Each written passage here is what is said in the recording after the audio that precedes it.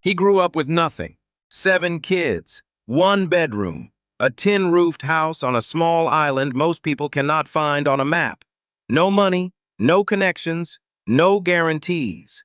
And yet, one boy from that house would go on to become the most followed human being on the entire planet. This is the real story of Cristiano Ronaldo, and it is nothing like what you think you know.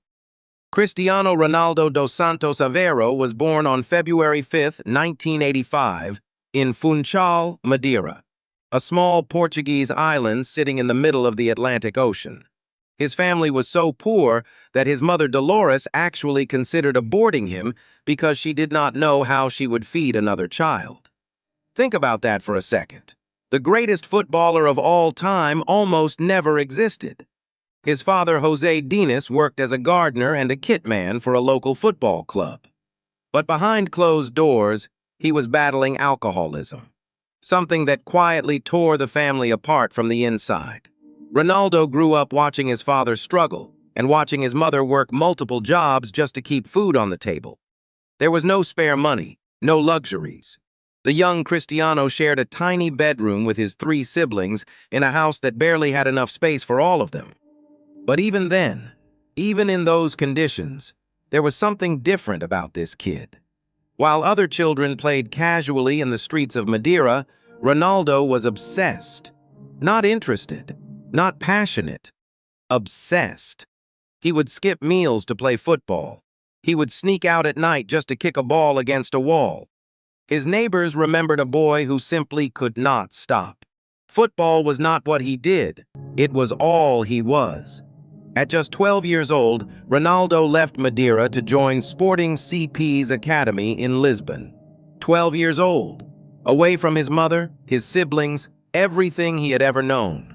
Alone in a big city with a thick island accent that the other kids immediately mocked. He was bullied for how he spoke. He cried himself to sleep in that academy dormitory more nights than he would ever admit. Most kids would have gone home. Most kids would have given up. Ronaldo did the opposite. He channeled every tear, every insult, every lonely night directly into training. While others rested, he trained. While others socialized, he worked on his weaker foot. The coaches at Sporting started noticing something unusual. This boy was always the last one off the training pitch. Always. Then came the news that shook his world. At 15, doctors discovered Ronaldo had a racing heart condition, a problem that could have ended his career before it even started. He underwent surgery. He was back on the training pitch within days. Not weeks, days. The hunger inside him was simply too strong to stay still. In 2002, a 17-year-old Ronaldo played against Manchester United in a pre-season friendly for Sporting CP.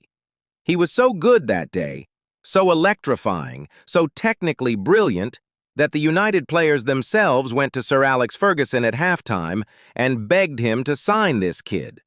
Not the coaches, the players. Rio Ferdinand, John O'Shea. They told Ferguson, "You have to get this boy." Ferguson did not hesitate. Manchester United paid £12 million for a 17-year-old from a tiny Portuguese island. At the time, it felt like a gamble.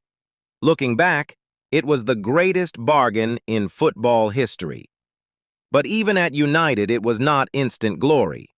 Ronaldo faced criticism for diving, for showboating, for being too flashy. The English game was physical and unforgiving. He took heavy tackles. He got back up. He kept going.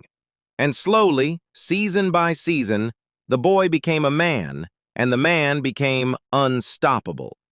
By the 2007 to 2008 season, Ronaldo was on another level entirely. 42 goals in all competitions. Premier League title, Champions League title, his first Ballon d'Or. Then, Real Madrid came calling with a world record £80 million transfer. The little boy from Madeira was now the most expensive player on the planet. At Madrid, he reached levels football had never seen before. 9 years, 450 goals, 4 Champions League trophies, 4 Ballon d'Or awards won in white. He did not just break records. He destroyed them so completely that people stopped believing the numbers were real. And through all of it, the trophies, the records, the fame, he never forgot where he came from. He regularly returns to Madeira. He has quietly donated millions to hospitals, disaster relief, and children in need. The showman on the pitch, the silent giver off it. Here is what most people miss about Ronaldo's story. It was never about talent. Plenty of talented kids come from poverty and disappear. What separated Ronaldo was his refusal to accept the life he was born into. Every single day, he chose to be better than the day before. That is not just a football lesson.